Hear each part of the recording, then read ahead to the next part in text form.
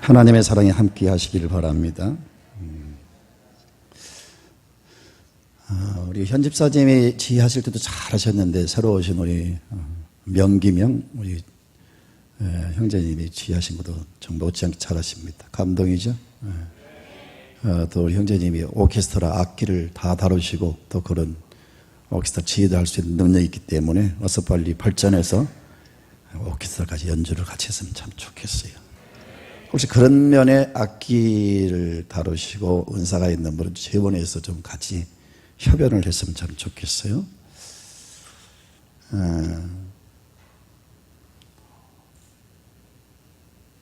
지금 중국에 지금 저희 교회가 지교회가 지금 세워져서 착공과 더불어 지금 활발하게 지금 이제 지붕까지 덮여지게 됐습니다. 여러분 위해서 기도해 주시길 바라고요. 계속 좀 띄워주시겠어요? 이렇게 기초검사가 제작돼서 또 계속 이렇게 지붕이 올라가고요. 이렇게 지어지고 있습니다. 곧 완공될 것입니다. 여러분 선당식을 하게 될 것이고 지난 금요일 밤 우리 당회에서 중국의 또 다른 지교회를 또 건축하기로 그리고 캄보디아에 또 하나를 건축하기로 그렇게 결정을 했습니다. 어쩌든지 우리가 생각할 때 힘들고 어려운 일이지만 하나님이 기뻐하시고 주님의 절대 명령이니까 작지만 저희들이 순종하고 우리가 최선을 다할 때 하나님이 또 감당할 수 있는 은혜와 복을 주실 줄로 믿습니다. 많이 기도해 주시길 바라요. 오늘 저녁에 로겔이라고 하는 미국 목사님이 오시게 되는데 그 목사님이 미국에서 목회를 오랫동안 하시다가 미국에서 한국 사람과 탈북민들을 이렇게 접하는 가운데 한국 사람에 대해서 어떤 정을 느꼈어요. 그리고 사명을 깨달았어요. 그래서 미국 생활을 정리하고 한국으로 이민을 오셨어요. 부산에서 장대한 학교를 세워서 탈북 세터민 특히 청년 학생들을 영어를 가르치고 성경을 가르치는 그런 일을 하시는 분인데 참 감동이 있는 분입니다. 오늘 저녁에 오셔서 말씀을 전해 주실 것입니다. 목사님이 그렇게 영어를 잘하실까? 혹시 여러분 그 생각하시면 절대 걱정하지 마십시오. 제가 통역 안 하니까 여러분 우리 박성원 집사님이 통역을 하시게 될 겁니다. 은혜 받으시기 바랍니다. 그리고 예배 후에 권사와 안수 집사를 뽑는 그런 투표가 있습니다. 이 직위는 이 직분은 항존직이라 해서 한 번 직분을 받으면 영원히 주님이 불러가는 그날까지 그 직분을 맡게 됩니다. 그래서 어떻게 보면 이 직분은 세상 직분과 달라서 헌신하고 또 교회를 위해서 충성하기 위해서 자신들이 결심하고 지원한 그런 분들이니까 여러분들이 좋은 마음을 가지시고 긍정의 믿음을 가지고 일단 지원한 사람들을 귀히 여기고 좀 긍정의 투표를 해 주시기 바라고요. 또 당회에서 충분히 심의를 했으니까 여러분을 대표하는 우리 장로님들이 다 그렇게 좋다고 생각하고 결정된 것이니까 다 여러분 될 수 있으면 여러분 좋게 여러분 생각하시고 찌그란 말은 제가 못하겠어요. 그러나 여러분 좋은 생각을 하시고요. 좋은 점수를 여러분 매기시고 좋은 결과가 나올 수 있도록 한 사람에도 실족하지 않도록 낙심하지 않도록 여러분 용기를 심어주시기를 바랍니다. 저는 한국에 태어난 걸 참 감사하게 생각합니다. 왜냐하면 한국이 너무 아름답습니다. 한국이 싫은 사람이 있습니까? 세계를 돌아본 사람들은 아마 이구동성으로 한국이 좋다라고 느끼게 될 것입니다. 한국처럼 자유로운 나라가 어디가 있습니까? 여러분 유럽이나 일본만 가도요 밤에 자유롭게 다닐 수가 없어요. 불안해서. 그러나 한국은 12시, 1시, 2시가 되어도 활개치고 다닐 수가 있어요. 이렇게 자유로운 나라가 세상에 어디 있겠어요. 그리고 사시사철 나라가 그렇게 많지가 않습니다. 한국은 또 봄만 되면 왜 이렇게 아름답습니까? 나라 전체가 저원 같아요. 얼마나 아름다워요. 여러분 돌아보면서 꽃들이 만발하는 모습을 보면서 그렇게 느끼지 않습니까? 참 나는 아이러니하게 생각하는 것은요, 우리 여성분들이요, 꽃을 보고 그렇게 기뻐하지를 않아요. 만약에 꽃을 그렇게 기뻐하고 좋아한다면 교회 그 아주 상막한 땅에다 꽃들을 많이 심을 터인데 어쩌면 가만히 계실까요? 하도 내가 답답해. 내가 막 사다가 심는다니까요. 이 앞에 아름답고 내가 심었어요. 교중에 어떤 권사님은요, 자기 사비를 들여서 심는 분도 계시는데, 어떻든 여러분 얼마나 꽃들이 아름답습니까? 정말 아름다워요. 겨울에도 피는 꽃이 있어요. 무슨 꽃입니까? 동백꽃의 아름다움을 아십니까? 특히 동백꽃은 엄동설 안에 하얀 물이 내렸을 때 그 눈을 뚫고, 그 덮인 눈을 뚫고 한 송이 탁 나와가지고 저 좀 보세요. 사람 죽이는 게 얼마나 아름다운지. 정말 아름다워요. 어떤 우리나라 좋은 나라예요. 네? 근데 대부분 여름은 싫어합니다. 사실 여름도 참 필요하죠. 여름에 얼마나 식물이 자랍니까? 그렇죠? 근데 대부분 여름을 싫어하는 그 이유가 뭐냐? 첫째는 무덥고, 두 번째는 변덕 부리는 날씨 때문에 그렇습니다. 그렇죠? 쨍쨍 해가 뜨더니 갑자기 또 비가 오고, 비가 오기를 우산을 챙겨두고 나가서 또 갑자기 하늘이 열면서 해가 뜨고, 이런 변덕 부리는 날씨를 보면서 싫어하는데, 여러분 우리 삶에도 이 여름 변덕 부리는 날씨처럼 그런 일들이 참 많습니다. 좋은 일이 있다가 갑자기 어려운 일이 생기기도 하고, 어려운 일만 계속 있는 게 아니라 또 좋은 일도 있습니다.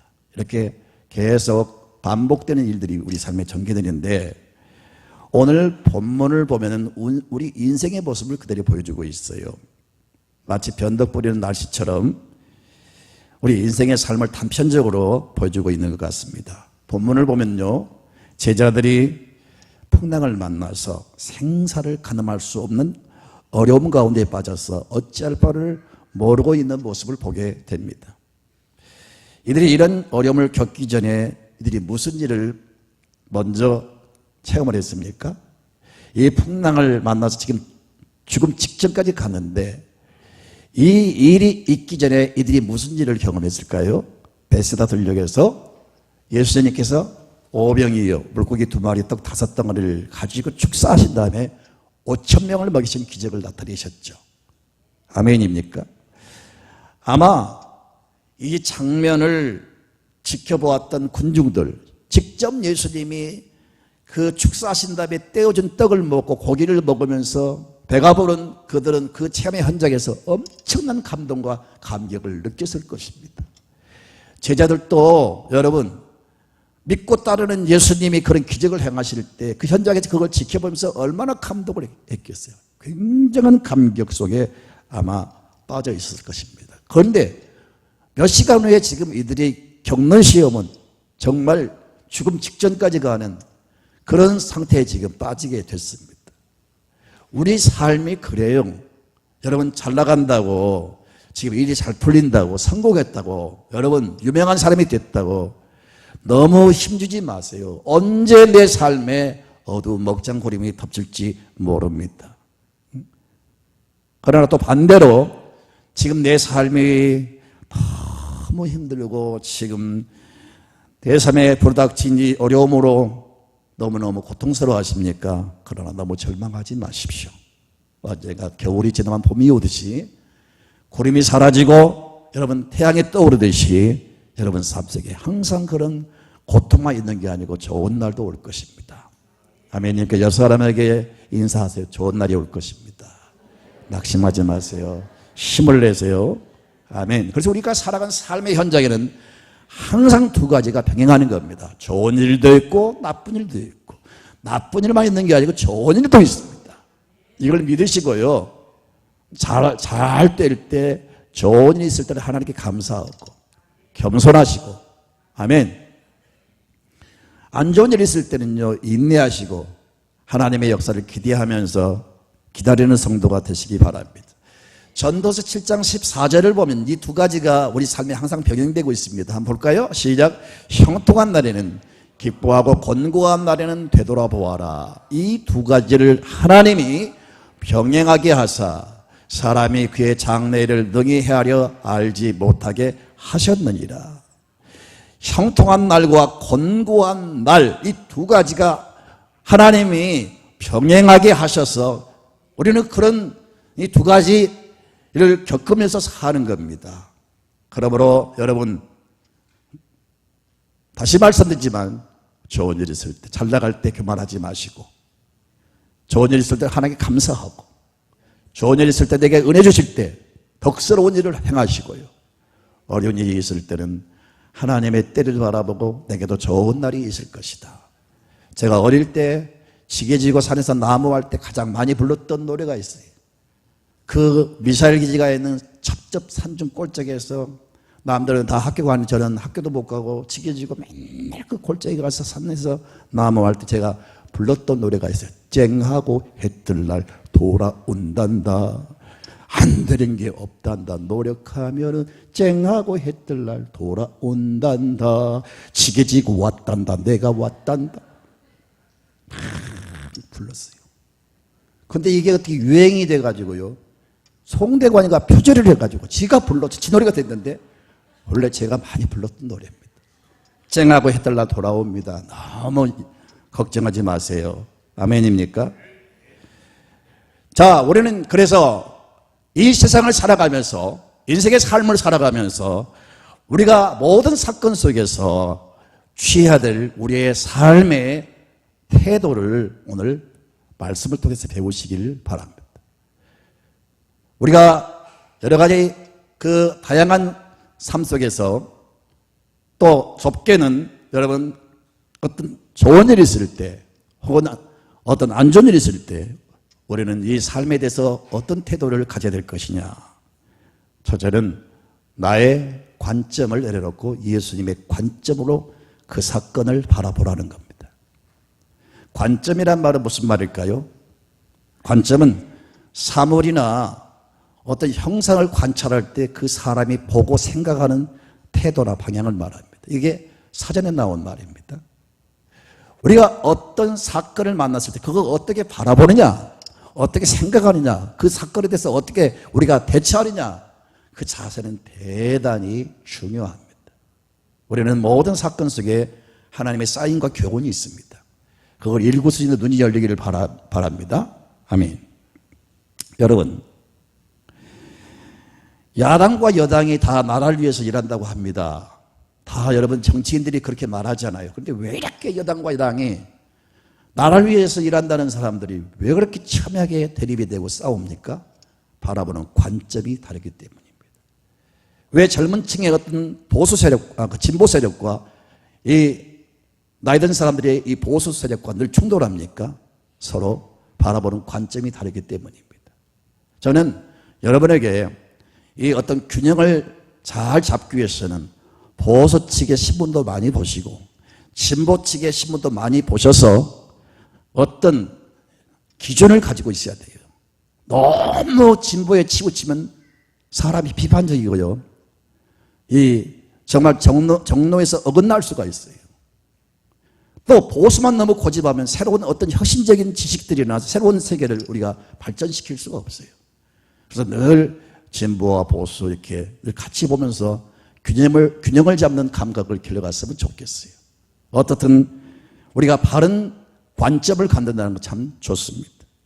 여러분, 오늘 이 사건을 보면서 우리가 생각하는 관점과 주님의 그 관점을 한번 비교를 해보겠습니다. 첫째는 여러분, 제자들이 이 풍랑을 만나게 된 것은 무슨 죄 지키기 위해서 가다가 만난 게 아니에요. 그들이 고기 잡기 위해서 풍랑을 만난 것도 아닙니다. 그들이 어떤 놀이를 즐기기 위해서 만난 것도 아니에요. 이 풍랑을 만나게 된 것은 예수님이 명령하심으로 그 명령을 순종하다가 이 풍랑을 만났어요. 오늘 14장 22절을 보시겠습니까? 예수님께서 즉시 제자들을 재촉하사 자기가 무리를 보내는 동안에 배를 타고 앞서 건너편으로 가게 하시고, 예수님이 제자들에게 배를 타고 바다로 가라고 했어요. 건너가라. 그래서 제자들은 그냥 그대로 순종하는 거예요. 순종하다가 풍랑을 만났어요. 자, 이런 일이 생겼을 때 예수님에 대해서 불신이 생길 수가 있습니다. 아, 전능하신 분이 아니라 풍랑이 있을 것을 몰랐단 말인가? 왜 우리를 그곳으로 집어넣었단 말인가? 우리를 버렸는가? 아니면 우리를 풍랑 속에 집어넣어가 죽이려고 했는가? 이렇게 제자들은 충분히 오해할 수가 있습니다. 왜요? 주님의 명령을 순종하다가 그 사건을 만났으니까. 그런데 여러분, 이런 일이 제자들에게만 있는 게 아니고 우리 삶에도 그런 일이 얼마든지 있을 수가 있습니다. 보편적으로 예수를 잘 믿으면 하나님 복을 주십니다. 사업의 성공도 주시고 세상의 명예도 주시고 여러분 앞길에 하나님이 형통의 길도 열어주시고 여러분의 소원을 이루어주시고 보편적으로 예수를 잘 믿으면 하나님의 은혜를 주세요.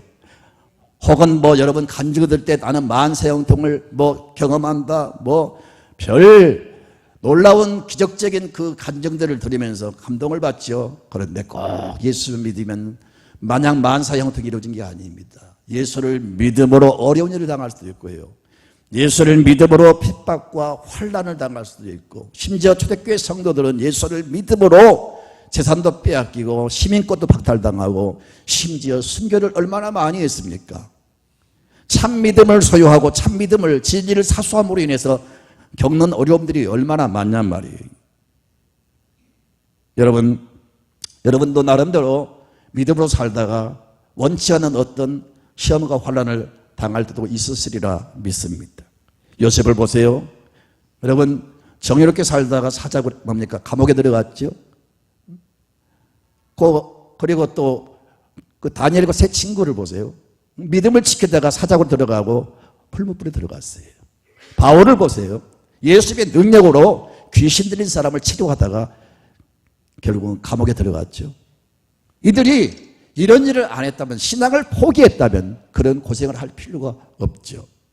여러분, 지금 제자들 마음속에, 그러니까 조금 전까지 예수님이 그 기적을 행하실 때 물론 많은 사람도 그런 마음을 가졌겠죠. 우리가 성경에 나온 옛날에 있었던 사건을 이렇게 들으니까 감동이 별로 안 되지, 여러분이 직접 그 현장에 이런 기적을 보았다면 여러분도 그 엄청난 감동과 전율을 느꼈을 겁니다. 그래, 안 그래요? 여러분이 예수님이 베푸신 그 기적의 떡을 먹고 그 생선을 먹을 때 그 음식의 맛보다, 그걸 먹고 배가 부르고 그걸 먹고 입이 즐겁고 그것보다 그 기적을 체험하면서 겪는 감동과 그 기쁨은 이루 말할 수 없이 클 겁니다. 자, 모든 군중들을 비롯해서 예수님의 제자들도 이 기적을 보면서 마음속에 무슨 마음을 갖고 있느냐? 자, 예수님이 이런 기적을 계속 나타내가지고 삽시간에 이스라엘 군중들을 선동을 해가지고 왕이 되면 좋겠다.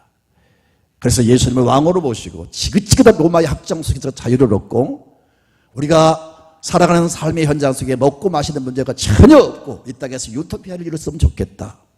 그런 마음이 지금 확 마음속에 들어있는 거예요. 소위 말해서 허풍이 꽉 차 있는 거예요. 제자들도 다를 바가 없습니다. 예수님이 왕이 되면 우리는 장관이 될 것이다.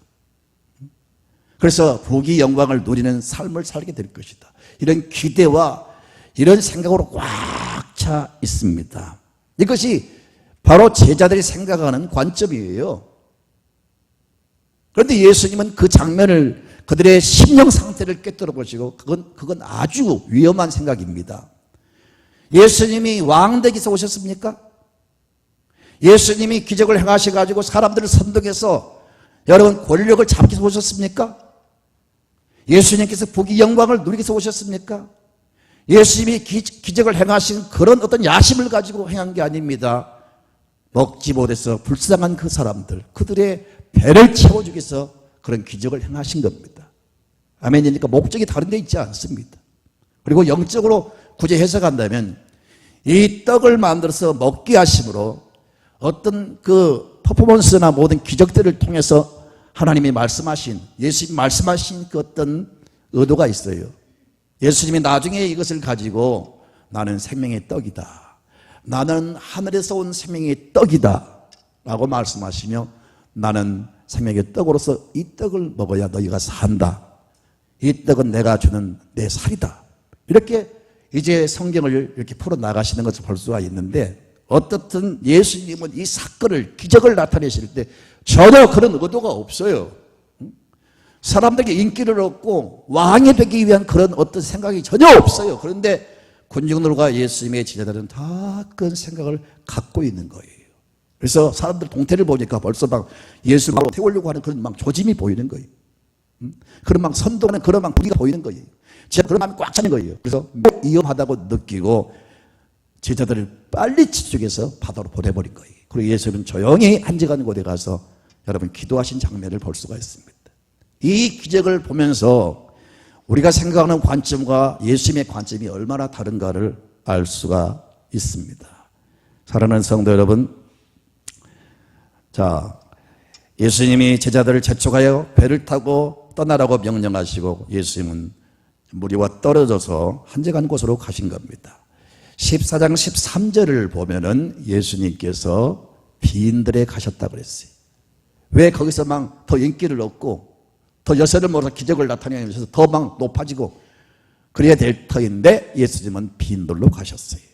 그리고 23절을 볼까요? 같이 읽어보세요. 무리를 보내신 후에 기도하러 따로 산에 올라가 가시니라. 저물매 거기 혼자 계시더니, 주님은 무슨 세상의 영광이나 어떤 사람들의 추앙을, 칭찬을 듣기 위해서 오신 것이 아닙니다. 사람들이 그럴 때일수록 사람들과 같이 하지 않고 따로 한적한 곳에 가서 조용히 기도하신 장면을 볼 수가 있습니다. 사람들은 빈들을 싫어합니다. 홀로 있는 것을 싫어합니다. 왜? 빈들은 바로 실패의 상징이고 고독의 상징이기 때문에 그렇습니다. 영국의 문인 브루크라고 하는 사람은 그런 말을 했어요. 영국에서 미국으로 활동하기 위해서 배를 타고 이제 건너가는데 배 타기 전에 부두에 수많은 사람들이 배를 타는 그 사람들을 환송하기 위해서 가족들이 많이 나와 있는 거예요. 근데 정작 자기한테는 한 사람도 자기를 환송해 주는 사람이 없습니다. 이 장면을 보고 매우 외로움을 느꼈습니다. 저렇게 가족들이 와서 열렬히 친척들이 또 친구들이 와서 환송하는 나는 아무도 없구나. 그렇게 고독을 느끼면서 외로움을 느끼면서 그 부두에 놀고 있는 소년 한 명을 돈으로 매수를 했어요. 야 꼬마야, 너 내가 돈을 줄 테니까 내가 배를 타면 너는 나를 향해서 손을 흔들어 다오. 그렇게 해서 돈을 주고 60살리게 돈을 주고 그 아이의 마음을 샀습니다. 그리고 그 아이는 그 돈을 받고 약속을 지키겠다고 그렇게 이제 굳게 다짐을 받고 이 브루크가 배를 탔습니다. 정말로 그 아이가 배를 타고 떠나는 자기를 향해서 손을 흔드는 거예요. 얼마나 열심히 이 아이가 손을 흔든지 몰라요. 그런데 나중에 이 브루크가 자기 쓴 글에 이런 글을 썼어요. 돈 받고 흔드는 손을 보고 나는 더욱 고독을 느끼게 되었다. 여러분, 사람들은 자기를 막 알아주기를 바라요. 자기한테 손 흔들어 주기를 바라요. 그러나 그것이 여러분 만족이 오고 그것이 정말 여러분 삶의 그 진정한 기쁨이 되고 그것이 진정한 위로가 됩니까?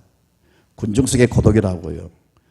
사람들이 그렇게 총애를 받고 그렇게 막 높임받고 그렇게 막 이렇게 영시 대접을 받아도요, 그 마음에 외로움과 고독은 치유가 안 됩니다. 너무 세상 것에 너무 사람의 칭찬과 어떤 칭송을 듣기를 좋아하지 마십시오. 정말 우리 믿는 사람들은 그런 걸 좋아하면 안 됩니다. 예수님처럼 이 들판에 가서 홀로 계시면서 기도한 모습, 우리가 본받아야 될 모습인 줄로 믿습니다. 왜 예수님이 그곳에 가셨을까요? 사람들이 하도 자기를 막 이렇게 높이고 자기를 왕으로 세우려고 하니까 피신한 거예요. 그러면서 그곳에 가서 조용하게 하나님 앞에 기도하면서 하나님의 뜻을 묻는 겁니다. 하나님의 사인을 받는 겁니다. 하나님과 깊은 교제하는 겁니다. 우리 성도들은 그런 삶이 필요합니다. 아멘입니까? 그렇다고 세상에 성공도 하지 말고 세상에 어떤 여러분 명예도 다 포기하고 그런 말은 아니고요. 그것이 우리 삶의 목적이 되서는 안 된다는 겁니다. 우리는 그것만 추구하는 우리의 생각, 우리의 관점이 그런 걸 추구하잖아요. 그러나 우리 주님은 그런 것을 원하지 않아요. 그래서 아주 사람들에게 막 어깨를 들썩이면서 힘을 주고 막 자기 과시하고 알아주기 바라고 이런 사람들에게 하나님 빈들을 허락하실 때가 있어요. 나를 외롭게 만들 때가 있고요. 나를 혼자 있게 만들 때가 있고요. 심지어 나를 병상에 집어 던져가지고 하나님과 1대1의 깊은 교제하는 시간을 허락하실 때가 있어요. 그러므로 여러분 어떤 경우에도 나의 관점을 버리시고요. 좀 진지하게 기도하면서 하나님의 관점으로 여러분 시선을 돌리시고요. 하나님의 관점을 여러분 생각 속에 소유할 수 있으시길 바랍니다. 신앙생활이 뭐냐? 세상 가운데 살던 우리가 세상의 가치관에 익숙하던 우리가 내게 익숙한 가치관과 관점을 내려놓고 예수님의 관점으로 던지보려고 애쓰며 몸부림치는 것이 바로 신앙생활입니다.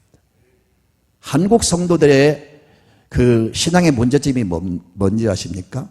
확실히 삶으로 이렇게 삶으로 다져진, 삶으로 적용된 그 신앙을 가진 서방 사람들과 감정에 치우친 한국 사람들의 신앙은 분명히 차이가 있습니다. 한국 사람들의 문제점은요, 지금 기도를 안 한다는 겁니다. 불과 10년 전, 15년 전만 해도요, 삼각산이나 그리고 저기 청계산 혹은 저 천마산 같은데 사람들이 너무 많아가지고 정말 발 디딜 틈이 없을 정도로 기도하는 사람이 많았어요. 밤새껏 그 산에서 주여 주여 부르는 소리가요, 시골에 그 모짜리 할 때, 모 심을 때 그 개구리 우는 소리처럼 밤새껏 그 주님을 부르는 기도의 소리가 그렇게 진동을 했어요. 그런데 지금은 전혀 그런 소리를 듣기가 힘들어요. 자, 이것도 분명히 문제입니다. 제가 늘 강조하지만 기도는 호흡이다. 호흡이 중단되면 아무리 뇌가 아주 뇌의 구조를 여러분 아시잖아요. 심장과 신장과 여러분 모든 우리 사지, 백제, 오장, 육부 전체가 얼마나 신비하고 귀합니까? 그런데 여러분 이 귀한 심장이나 뇌도 수천억을 드린다 해도 이렇게 정교한 머리를, 뇌를, 심장을 만들 수가 없을 겁니다. 그러한 어떤 여러분 우리의 신체 이 조직을 만들기 위해서 얼마나 많은 오랜 세월 많은 돈을 들이고 많은 과학과 지식을 동원해서 만들려고 시도하고 있습니까? 그러나 이렇게 신비한 뇌를 만들 수가 있습니까? 심장을 만들 수가 있습니까? 이렇게 엄청난 소중한 우리가 이 신체를 가지고 살면서 아무리 건강한 육체를 가지고 산다 할지라도 호흡이 끊어지면 다 마비됩니다. 그래 안 그래요? 뇌도 다 기능이 상실되고 심장도 다 정지가 되고 모든 기능이 다 금방 부패하고 썩습니다. 호흡이 그렇게 중요합니다. 여러분 우리 신앙생활의 영적 생활에 가장 중요한 것은 바로 기도입니다. 왜? 기도가 영적인 호흡이기 때문에. 그래서 우리가 기도를 쉬면 안 됩니다. 끊임없이 기도 생활 하셔야 됩니다. 그럴 때 모든 것이 회복되고 기능이 살아날 줄로 믿습니다. 영의 사람이 건강하고 온전하게 여러분 유지될 수가 있는 거예요. 자, 여러분 기도 안 하는 것도 문제지만 교회 안에 기도 많이 한다는 사람들도 문제가 있어요. 왜 그러냐? 기도를 많이 하는 거 좋습니다. 절대적인 기도를 장려하는 사람이지 기도를 방해하고 무시하지 않습니다. 그런데 기도 많이 한다는 사람들 치고요, 가만히 보면요, 대부분 사람 독선적이에요. 그리고 자기 관점이 너무 강해요. 그래서 남의 의견을 수렴하거나 남의 말을 듣거나 남을 존중하기는 마음이 없어요. 자기도 모르는 사이에 엄청난 교만이 꽉 차 있고요. 그리고 자기 생각과 자기의 그 판단, 이 관점을 내려놓지를 않아요. 기도를 열심히 하는 거 좋습니다. 그런데 열심히 기도하는 것이 뭐냐면요, 자기 관점을 하나님 앞에 여러분 그것을 뭐라고? 하나님 앞에 그것을 쟁취하려고 하는, 그것을 이루려고 하는 기도가 많아요. 하나님 안 들어주십니까? 하나님 정말 이러기입니까? 하나님 정말 살아계신다면 이렇게 할 수 있습니까? 하나님 왜 안 들어주십니까? 안 들어주시면 나 직분 다 내려놓겠습니다. 하나님, 하나님 안 들어주실 겁니까? 나 안 들어주시면 40일 금식 들어갑니다. 이런 식으로 막 자기만 생각만 막 관철시키려고 하는 그런 사람들이 많아요. 그러니까 그런 기도는 사실 위험한 겁니다. 여기의 사람들 혹은 기도의 사람들이 이 자기 관점이 너무 강한 사람들이 많아요. 그래서 덕이 안 되고 사람들이 교만하고 그래요. 우리는 겸손히 예수님께서 자기 관점과 하나님의 관점을 놓고 갈등하며 싸우잖아요. 얼마나 열심히 그걸 놓고 몸부림을 쳤는지 모세혈관이 터져서 막 피가 같이 섞어져 나오는, 땀과 피가 섞어져 나오는 막 그런 몸부림을 치면서 결국은 자기의 관점을 내려놓고 하나님의 관점을 받아들이잖아요. 그러면서 하나님 앞에 그런 기도를 합니다. 아버지여, 따라합시다. 아버지여, 나의 원대로 마옵시고 아버지의 원대로 되기를 원하나이다. 주님의 마음, 주님의 모습을 배우시기 바랍니다. 너무 고집부리지 마세요. 아버지의 뜻을 알려주시고 제가 그 뜻에 복종할 수 있게 해주시옵소서. 나의 아집과 관점을 버리고 주의 관점을 내가 품기를 원합니다. 그렇게 기도하는 성도가 되시기를 바랍니다. 그리고 또 한 가지, 우리가 사람의 관점에서 생각할 때에 자기들이 배를 타고 떠날 때 바로 막 풍랑이 일면서 계속 풍랑 속에 시달리는 겁니다. 근데 예수님이 몇 시에 오셨을까요? 언제 오셨어요? 이 풍랑을 만나서 막 씨름하는, 사투를 벌이는 바로 이 자리에 예수님이 언제 오셨냐고요? 성경을 보면요, 밤 사경에 오셨어요. 처음에 고생하고 고난당하고 풍랑과 싸울 때 오신 게 아니고 예수님이 밤 사경에, 밤 사경은 3시부터 아침 6시까지입니다. 밤 3시만 가장 어두울 때고, 이때 이 캄캄한 밤중에 바다에서 풍랑과 싸울 때 이들이 얼마나 힘들었겠어요. 그런데 주님이 가장 어려울 때 찾아오신 겁니다. 무슨 말씀이냐면요, 제자들이 다 어부 출신들이에요. 배를 타고 풍랑을 만났을 때 그들의 과거 경험과 알고 있는 상식과 자기의 지식을, 자기의 노하우를 다 동원해가지고 그 문제를, 그 풍랑에서 벗어나려고 애를 쓰던 겁니다. 그때 주님이 그걸 모르실 리가 없죠. 주님은 그걸 꿰뚫어 보신 분이잖아요. 시간과 공간을 초월해서 역사하신 분이기 때문에 다 아신다고요. 그렇다면 진지가 오셔서 좀 도와주실 일이지, 왜 이렇게 오랫동안 계시다가 이렇게 가장 어려울 때 찾아오셨을까? 밤 사경이 뭐냐? 우리가 그동안 내 경험, 지식, 그동안 내 노하우, 내 어떤 여러 가지 스펙을 다 동원해가지고 내가 막 살려고 발버둥 치면요, 주님이 그들이 침묵하세요. 아시겠어요? 언제나 주님은요, 우리를 떠나지 않고 항상 함께 하시고 은혜를 주십니다. 은혜로 사는 거예요. 여러분, 주님이 콧구멍 5분만 막으면 다 죽어요. 그런데 여러분, 생명을 살리는 공기를 마시면 돈 냅니까? 응? 내가 언제가 말씀드렸지만 하늘에 이글거리는 태양을 바라보면서 너무너무 나는 태양을 보면 감동을 받습니다. 아니, 태양은 피조물입니다. 창조의 신이 아니란 말이에요. 그러면 세월이 가면서, 시간이 오래 이렇게 가면서 모든 거 다 파괴되고 썩어지고 무너지고 소멸되고 없어지는데, 왜 태양만큼은, 태양이 만들어진 지가, 하나님이 태양을 창조할 때 지금까지 그 연수가 도대체 몇 년인지 저는 모르겠어요. 그러나 그 오랜 세월, 수천 년, 수만 년 지속되는 가운데 태양의 열이 식어지고 그 빛이 어두워지고, 그래야 정상 아니겠어요? 그죠? 내가 지금 영어로 설교하나? 반응들이 왜 그래요? 그래 안 그래요? 세월이 갔으면 또 좀 어두워지고 좀 그 열기가 식어지고 빛이 희미해지고 그래야 될 거 아니에요. 그런데 여전히 똑같은 그 열기로 똑같은 그 변함없이 하루도 변함없이 어쩌면 이렇게 정확하게 떠서 우리에게 따스한 햇빛을 줍니까? 이 엄청난 하나의 은혜입니다, 여러분. 그래도 은혜도 모르고 맨날 불평하고 말이에요. 여러분 가스 써보세요. 돈이 얼마나 나가는지. 병원에서 산소호흡 좀 한 하루만 마셔봐. 돈 엄청나 나옵니다. 그렇게 귀한 것들을 먹고 마시면서 또 이렇게 혜택을 받으면서 감사할 줄 몰라요. 은혜입니다. 다 은혜예요. 그런데 특별히 하나님이 우리한테, 예수님이 우리한테 기적을 행하시고 자신의 능력을 나타내시고 결정적으로 주님의 살아계심을 체험할 수 있는 그때는 평범하고 이렇게 그저 평이한 삶 속에서 그걸 잘 몰라요. 우리가 정말 힘쓰고 애쓰고 발버둥 칠 때는 별로 주님의 능력을 모릅니다. 제자들이 하다 지쳐가지고 손들었습니다. 우리는 죽는구나, 이제 우리는 죽는구나.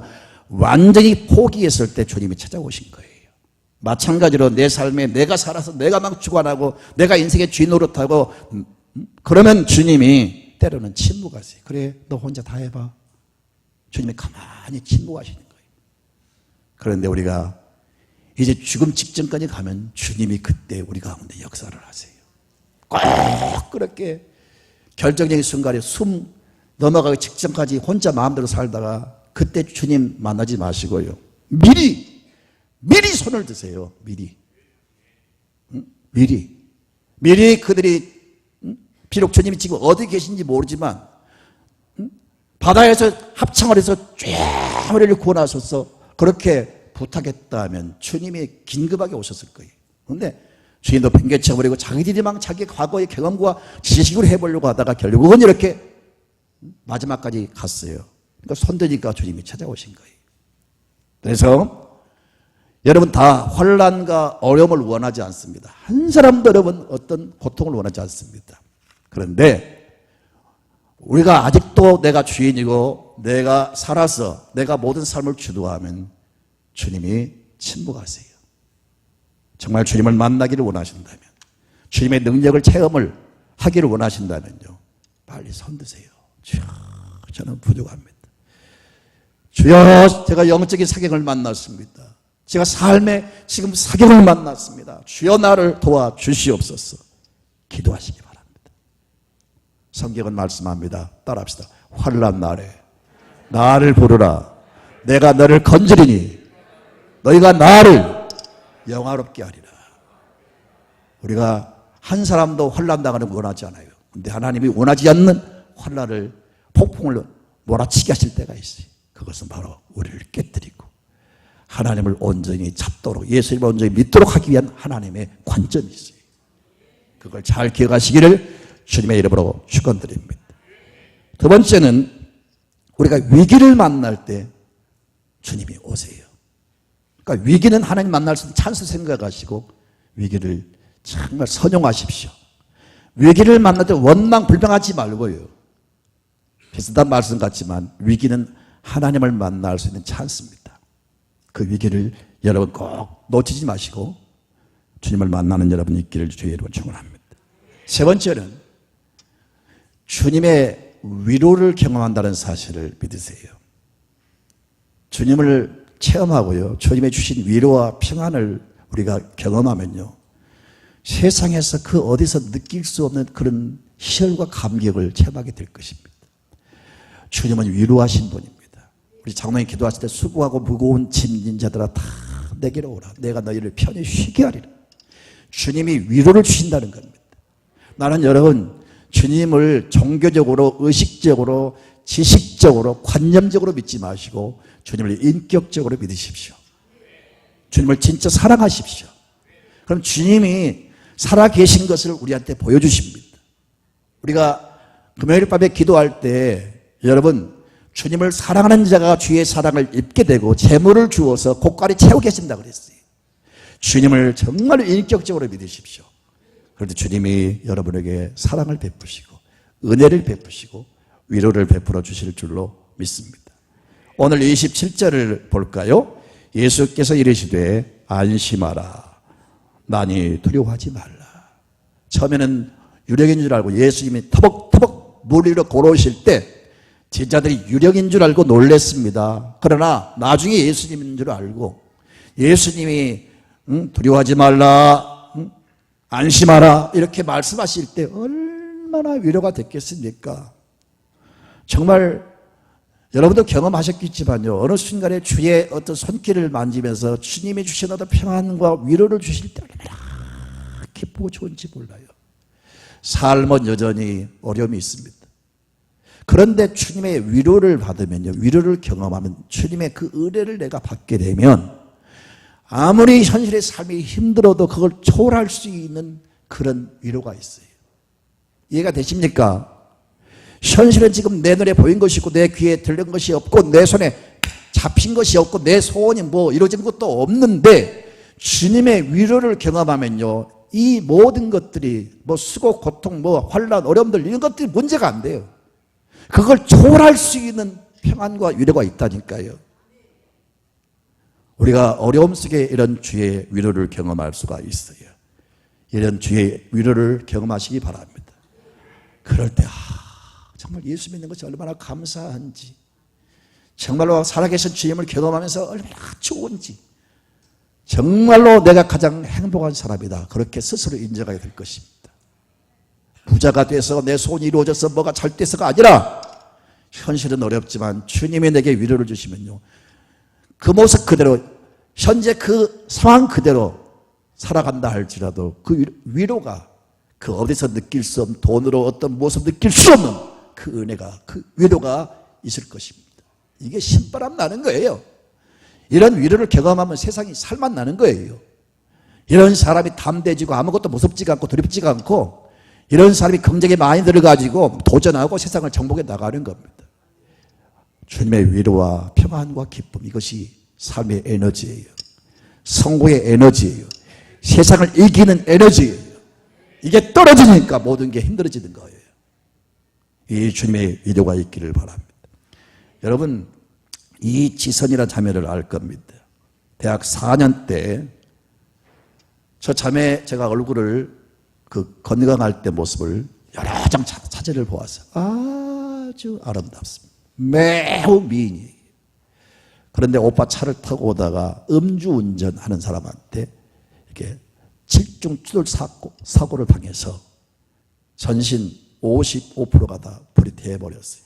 그리고 3도 화상에 이 중화상을 입고 병원에 입어버려서 수술을 여러 번 했습니다. 전신이 봉도로 감겨 있는, 그리고 막 전신에 쓰리고 고통스러운 자신의 모습을 나중에 깨어나서 딱 보면서 느끼면서 오빠한테 그런 말을 했어요. 오빠 왜 나를 살렸어? 이렇게 어떻게 살란 말이야. 차라리 나를 죽게 만들지 왜 나를 살렸어? 그렇게 참 자기를 한탄했던 사람이 수십 차례 이식 수술을 받고 손가락을 절단하고 여러 개 손가락을 절단했어요. 자, 그래서 육체가 말이 아닙니다. 근데 그런 자신의 모습과 그렇게 처한 자신의 환경을 생각할 때 살맛이 나겠어요? 참 꽃피는 그 감정이 가장 예민하고 가장 꿈과 소망으로 가득 찬 그 시기에 이렇게 돼버렸으니 얼마나 낙심이 되겠어요. 근데 놀라운 사실은 그 병상에서 그 병마와 씨름하는 그 가운데 주님을 만난 거예요. 주님 만나가지고 주님이 은혜와 위로를 주시는데 얼마나 기쁜지. 현실이 그렇게 어렵고 힘들지만 거기서 주의 위로를 경험하고 그 모든 걸 극복해 나가는 겁니다.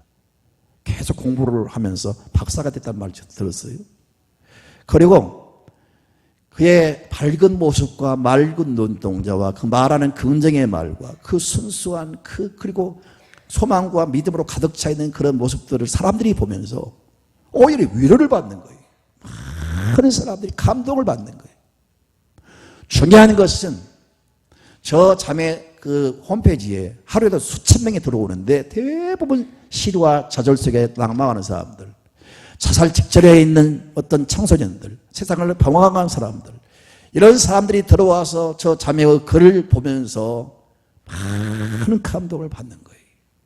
언제가 TV 어떤 그 인생 드라마 그 픽션에 나온 거 봤는데 막 TV를 통해서 언론 매체를 통해서 막 책을 통해서 많은 사람들에게 희망의 바이러스를 퍼뜨리고 있어요. 주님의 위로를 받으니까 자기도 일어서고 많은 사람을 위로를 줄 수 있는 사람이 된 거예요. 여러분 그런 사람이 되어야 됩니다.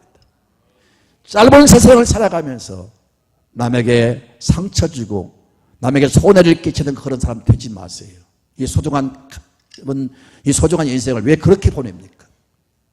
주님의 위로를 받으시고 그 위로로 세상을 밝게 하시고 다른 사람들에게 위로를 줄 수 있는 성도가 되시기 바랍니다. 옆 사람에게 여러분 위로를 베푼 사람이 됩시다. 그렇게 이야기하세요.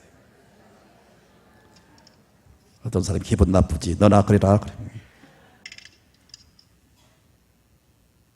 그가 간증한 내용 가운데 난 참 이 말씀이 감동이 됐어요. 나는 옛날에 나의 모습을 잃었지만 나의 삶이 이렇게 가치 있는 삶으로 변한 것에 대해서 저는 하나님께 감사한다. 과거의 아름다운 미모는 사라졌지만 자신의 삶이 아름다운 가치 있는 삶으로 바뀌게 된 것을 감사한다. 이 보통 말이 아닙니다. 얼마나 믿음이 아름다운지, 얼마나 주님의 그 위로가 큰지, 이 풍랑 속에서 시달리면서 주님이 찾아오신 것도 귀하지만 내니 두려워하지 말라, 안심하라. 주님이 위로를 베풀어 주신 줄로 믿습니다. 마지막 한 가지 말씀드리고 마치겠어요. 여러분 이 사람을 알 줄로 믿습니다. 오프라 윈프리라는 사람을 알 거예요. 이 미국 미시시피 주에서 태어난 아주 시골 소녀였어요. 태어날 때 아버지 없는 사생아로 태어났습니다. 그래서 어릴 때 무척 고생을 많이 했습니다. 멸시천대를 받고 정말 고생하고 아이를 낳았는데 역시 사생아를 낳았습니다. 그러다가 2주 만에 아이가 죽습니다. 이런저런 그 아픔과 상처로 인해서 견딜 수 없는 그런 삶을 살게 됐어요. 근데 놀라운 사실은 이 자매가 그런 상황 속에서 주님을 만난 거예요. 주님을 경험한 거예요. 주님이 위로를 받은 거예요. 그래서 거기서 용기를 내가지고 삶을 도전합니다. 열심히 공부를 합니다. 학교 다니면서 이 방송 그런 일에 공부를 하는 거예요. 그렇게 해서 이제 사회에 나와서 1983년도에 시카고 AM 스카고라는 그런 프로가 있는데 별로 오전에 하는 것이기 때문에 별로 보지를 않은 사람들 인기도 없고요. 그런데 이 오프라 윈프리가 이 방송을 맡으면서 삽시간에 그 방송에 막 엄청난 인기가 막 시청률이 올라가는 거예요.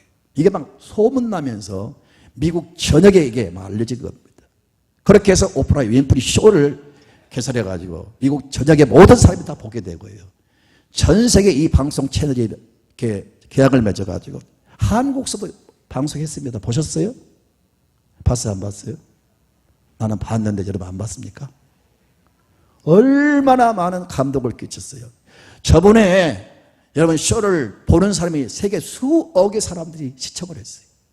나는 저번 쇼할 때, 쇼 진행할 때 돈이 얼마나 많은지 거기 그 관중석에, 그 방청석에 온 사람들 상당히 많아요. 수십 명의 사람들이 앉아있는데 즉석에서 그 모든 사람들이 다 차를 한 대 사주는 거예요. 와, 나 놀라운 아무튼 충격을 받았습니다. 그렇게 해서 그 명성과 그 부가 얼마나 참 많아졌는지. 흑인 가운데 가장 그 거부가 바로 저 사람이에요. 미국 국민으로서 흑인 가운데 최고의 거부고요. 언젠가 그 세계의 100대 인물을 이제 뽑았는데 100대 인물 가운데 들어갔습니다. 그 중에서도 가장 세계에 좋은 영향을 끼친 사람이 누구냐라고 이제 뽑았는데 저 사람이 됐어요. 세계 어떤 대통령보다도 어떤 위대한 정치가보다도 어떤 재벌가보다도 세상을 가장 감동을 끼치고 좋은 영향을 끼친 사람이 바로 저 사람이 뽑혔어요. 할렐루야. 만약에 주님을 만나지 않았다면, 만약에 주님의 위로가 없었다면 완전히 그런 폐인되었을 것이고 어쩌면 우리가 알지도 못하고 세상에서 결국은 스스로 목숨을 끊고 끝났을지도 모릅니다. 주님의 위로가 이렇게 놀랍습니다. 주님의 위로가 이렇게 놀라운 능력이 있습니다. 주님의 위로가 이렇게 엄청난 파장을 일으키는 겁니다. 여러분 너무 고독해 하지 말고 슬퍼하지 말고 외로워하지 말고요. 살아계신 주님을 찾으세요. 주님을 만나세요. 주님의 손길을 붙드세요. 주님의 위로가 있기를 원합니다. 여러분도 얼마든지 삶을 역전시킬 수가 있고 그런 은혜를 체험한 사람은요 세상에 승리할 수가 있어요. 사랑하는 성도 여러분, 우리가 세상을 살아가면서 우리가 그 살아가는 삶의 자세를 세 가지로 말씀드렸어요. 어떤 사건, 어떤 위기를 만나도 나의 관점을 버리고 주님의 관점을 깨닫고 받아들여라. 두 번째는 나 홀로 있지 않고 언제나 내가 어려운 일을 당할 때 주님이 내게 오신다는 사실을 믿으시기 바라고, 세 번째는 나를 혼자 방치하지 않고 내게 은혜를 주시고 위로를 주신다는 사실을 믿으세요. 주님은 이런 분입니다. 여러분을 그렇게 하실 수 있는 분입니다. 주님을 사랑하시고 주님을 인격적으로 신뢰하시기를 바랍니다.